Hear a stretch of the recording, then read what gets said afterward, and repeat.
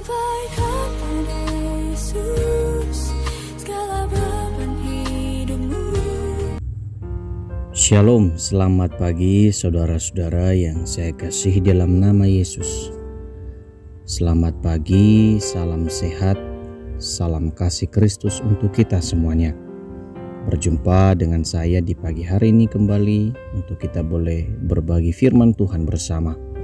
Kiranya kita boleh bangun dalam keadaan yang sehat, keadaan yang baik di pagi hari ini. Saudara-saudara, mari kita bersatu di dalam doa. Tuhan Yesus Kristus, Allah yang menyelamatkan kami, Tuhan yang luar biasa, kami bersyukur berterima kasih kepada Engkau di pagi hari ini ya Tuhan. Karena kasih-Mu kami boleh ada, kami boleh sehat, kami boleh hidup lagi Tuhan.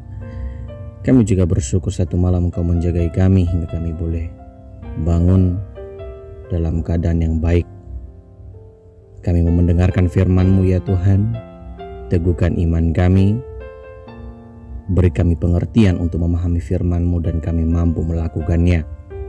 Demi nama Yesus Kristus kami berdoa. Amin. Saudara-saudara yang terkasih, firman Tuhan bagi kita di dalam Galatia pasal 2. Saudara boleh membaca ayat ini nanti ketika saudara selesai mendengarkan renungan ini. Galatia pasal 2 ayat 20. Firman Tuhan tertulis, "Namun aku hidup, tetapi bukan lagi aku sendiri yang hidup, melainkan Kristus yang hidup di dalam aku. Dan hidupku yang kuhidupi sekarang di dalam daging adalah hidup oleh iman dalam Anak Allah yang telah mengasihi aku dan menyerahkan dirinya untuk aku." Amin. Firman Tuhan saudara yang terkasih. Ketika seorang laki-laki yang berstatus lajang,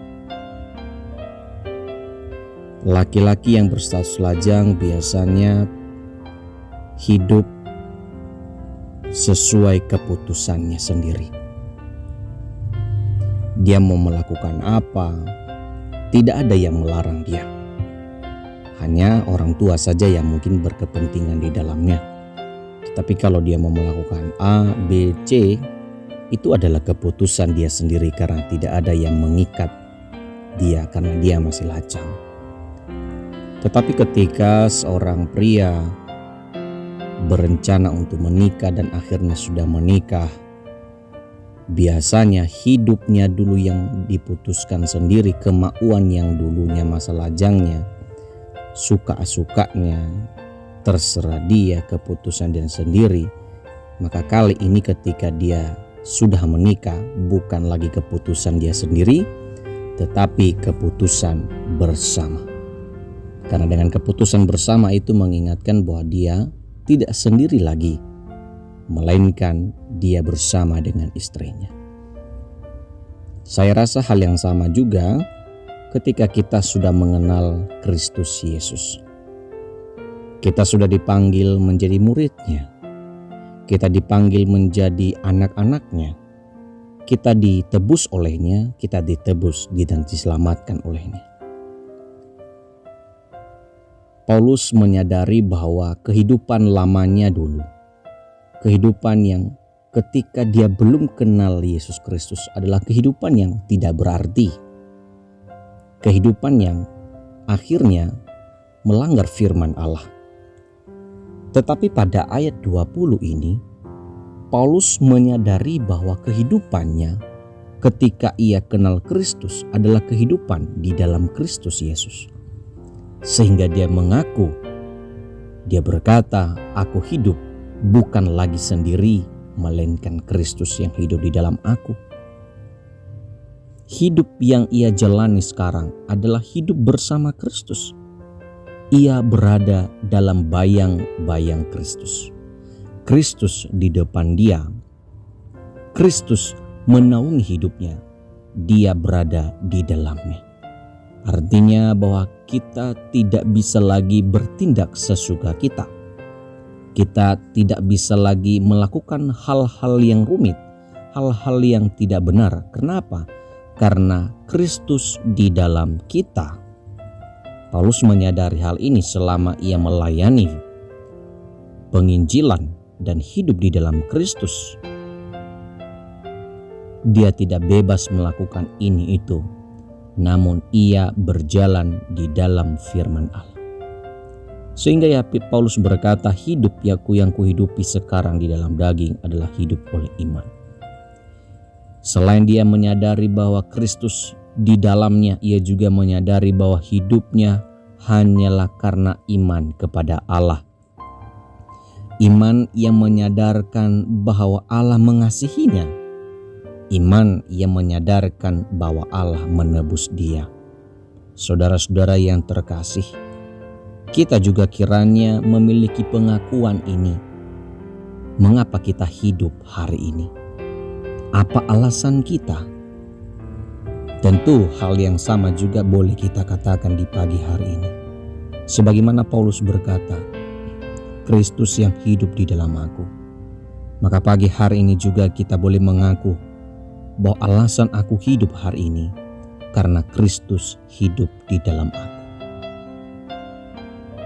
Alasan aku hidup hari ini karena hidupku hanya karena iman kepada Allah.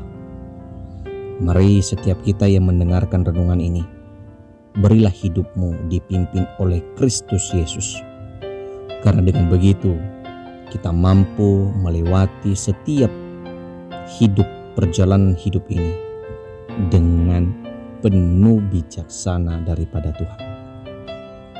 Tuhan kiranya menolong kita di dalam melakukan firman Tuhan ini. Amin. Kita bersatu dalam doa. Bapa kami yang di surga, kami bersyukur berterima kasih firman-Mu yang mengajarkan kami di pagi hari ini bahwa alasan kami hidup karena Kristus di dalam kami. Kami bersyukur semua kebaikan kasih-Mu Tuhan Yesus. Karya-Mu menghidupkan kami. Kasih-Mu menghidupkan kami. Tebusan-Mu menyelamatkan kami. Kiranya kami tetap mampu melakukan firman-Mu dalam kehidupan kami. Kami serahkan hidup kami hari ini kepada-Mu Tuhan. Pagari kami dengan anugerah-Mu, perlindungan, kesehatan, dan damai sejahtera. Dalam nama Yesus Kristus kami berdoa. Amin. Puji nama Tuhan, Bapak Ibu Saudara yang terkasih. Terima kasih waktu yang baik yang saudara berikan untuk mendengarkan firman Tuhan di pagi hari ini. Kiranya kita semakin bertumbuh di dalam Tuhan dan Tuhan dimuliakan. Selamat pagi, selamat beraktivitas, selamat berjuang. Tuhan beserta kita sepanjang hari ini. Tuhan memberkati. Shalom.